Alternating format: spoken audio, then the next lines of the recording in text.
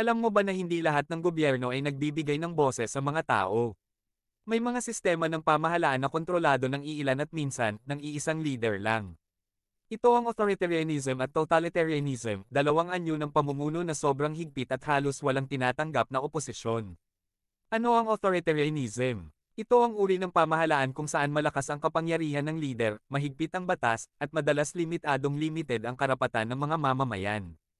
Halimbawa, mga bansang may dictator o military rule, madalas walang gaanong freedom of speech at censorship ang media. Paano naaapektuhan ang tao? Takot magsalita, mahinang checks and balances, walang tunay na partisipasyon sa gobyerno. Ano naman ang totalitarianism? Mas extreme pa ito kaysa authoritarianism.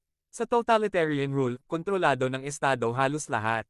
Media, edukasyon, kultura, ekonomiya, maging personal na buhay ng mamamayan. Halimbawa, Nazi Germany, North Korea. Epekto nito, propaganda everywhere, walang privacy, bawal kumontra, buhay ng tao dictated ng gobyerno. Ano ang pagkakaiba nila? Authoritarianism control sa political power. Totalitarianism control sa buong buhay ng mamamayan.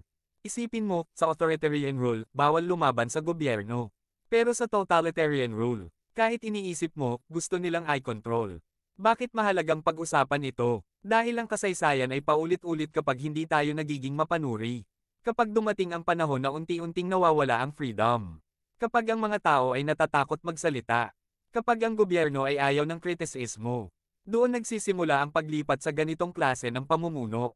Kung gusto mo pang matuto ng ganitong educational at critical thinking content, like mo na to, follow mo ako, at share mo sa mga kakilala mo para mas marami pang maging aware.